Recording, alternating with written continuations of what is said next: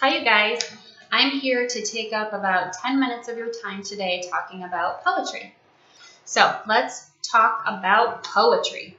First, try not to assume that you don't like poetry. If you listened to the Beatles' performance of Eleanor Rigby, or even if you didn't, you may have considered that all lyrical music is poetry, from country to rock to hip hop and everything in between. So even if you don't think you connect to Sylvia Plath, let's say, maybe you do connect to Eminem. These two create super similar moods, by the way, so if you do like Eminem, maybe you'd be surprised to find that you also like Sylvia Plath. But I digress. In this week's announcement, I described poetry as being a beautiful and magnificent beast. But what on earth did I mean by that? Well, poetry is a beast in the sense that it's challenging and even scary. Sometimes it's brutal. Sometimes it's even ugly in terms of its honesty about its subject matter. In other words, sometimes we don't like what we hear. And yes, I do mean hear and not read, which I'll come back to later.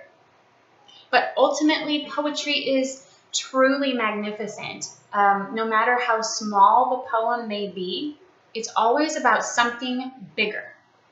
And even if a poem tells us something we don't want to hear, the fact that it can say whatever it needs to say is pretty incredible. It can use any tools it wants to use to tell a story that probably wouldn't be as effective in any other form. If a person wants to write about a life experience, a poem allows her to be as straightforward or as subtle or even as evasive as she wants to be. One experience or even one object can be recounted or described in more ways than we can possibly imagine. Poetry is also a forgiving art. And by this, I mean you don't have to get it right. The reality is, even a literary scholar, someone whose entire career is based on his understanding of poetry, reads a poem more than once to understand it. But we're not trying to be literary scholars here, so I don't expect you to read a poem 36 times and make it your life's purpose. Instead, I just want you to follow a basic pattern. But first, let's talk tips. First and foremost, read it out loud. Poetry is meant to be read aloud. It doesn't matter how gifted you are at reading, it will always sound different when you lend your mind a voice. Feel what you're reading. If you're paying attention, the words are going to make you feel some sort of way, to use a colloquialism that I cannot pull off. They might make you feel a little confused, and that's okay. They might make your heart break, also okay. They might make you angry. Read it the way you feel it. Follow the line breaks too. Stanzas are not created by accident, and neither are individual lines. There is an intentional break in the poem when your voice also should probably break. Also, if you see capitalization placed randomly in a poem, it has a purpose. Those capital letters are there to signify the importance of the words or sometimes even to lend it a personification. So pay attention. At the end of this video message, I will read you a few poems so that I can describe better what I'm talking about. Now the pattern. I want you to read the poem out loud twice to get an overview. See how it makes you feel. Does anything speak to you? What do you think it's about? Again, do that twice. At this point, you'll have a decent feel for the subject matter. So now, after this, I want you to read it again, but I want you to focus on each line, one by one, individually, to see how or if that line somehow supports your ideas. You might change your mind as you're doing this, which is absolutely fine. But after you do this, I want you to read it just one more time as it's meant to be read, and read through it entirely. Comprehensively, does it make sense the way you've interpreted it? Okay, now here's the thing. You should never ever let fear of being wrong stop you from just going for it. This is not math.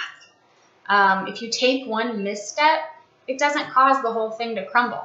In the message yesterday, I mentioned that sometimes the poet will present a riddle or a symbol that they have intended to mean something specific. And in the next couple of weeks, in our feminist and African American, Native American sections, there will be some examples of this. But I'll let you know when we're looking for something specific. In these cases, we'll try to figure out the author's intent because that's also a part of analysis. However, ultimately, it's more important to me that we focus on your interpretations of what you're reading. So again, it's not about being right or wrong. It's about the support you have for your ideas. So don't give up on it just because it's not making immediate sense. Try your darndest to wrap your mind around these words. After you've done your overview readings, go through the lines to see if they contribute to your ideas and then do your comprehensive reading. At this point, if you can support those ideas, you should run with them and don't look back with fear that you're going in the wrong direction. You get to be convicted about your ideas and whatever you have to say. That's pretty beautiful, isn't it? I think so. So now to conclude, I want to read 3 different poems out loud to you to show you what I'm referring to when I talk about how we read poems. This is not intended as a torture mechanism for those who don't like poetry, so if you're starting to panic, it's okay, you can stop, but I think it will be helpful. So if you're brave enough to keep watching, here we go. This week we're reading Dickinson's Apparently with No Surprise on page 744, if you want to follow along. Remember, you don't have to read it or interpret it the way I do. I just hope this will get you started on your own journey. Apparently with no surprise. Apparently with no surprise to any happy flower, the frost beheads it at its play in accidental power. The blonde assassin passes on, the sun proceeds unmoved, to measure off another day for an approving God. It's short, it's sweet, it seems small, but it's much bigger, right? Now let's look finally at 2 Frost poems. Frost is my personal favorite poet, but I think he's great for beginners to study too. His poems flow beautifully and fairly simply, so they're kind of pleasant to read, if you will. But Frost is tricky because his poems are always referring to something more complex. So first, let's look at Reluctance from last week, and then we'll look at Stopping by Woods. Reluctance. Out through the fields and the woods, and over the walls I have wended. I have climbed the hills of view, and looked at the world, and descended. I have come by the highway home, and lo, it is ended. The leaves are all dead on the ground, save those that the oak is keeping, to ravel them one by one, and let them go scraping and creeping, out over the crusted snow, when others are sleeping. And the dead leaves lie huddled and still, no longer blown hither and thither. The last lone aster is gone, the flowers of the witch hazel wither. The heart is still aching to seek, but the feet question, whither? Ah, when to the heart of man was it ever less than a treason to go with the drift of things, to yield with a grace to reason, and bow and accept the end of a love or a season? And now finally we will look at Stopping by Woods on a Snowy Evening. Whose woods these are, I think I know. His house is in the village, though. He will not see me stopping here to watch his woods fill up with snow. My little horse must think it queer to stop without a farmhouse near. Between the woods and frozen lake, the darkest evening of the year, he gives his harness bells a shake to ask if there is some mistake. The only other sounds the sweep of easy wind and downy flake. The woods are lovely, dark and deep, but I have promises to keep, and miles to go before I sleep, and miles to go before I sleep.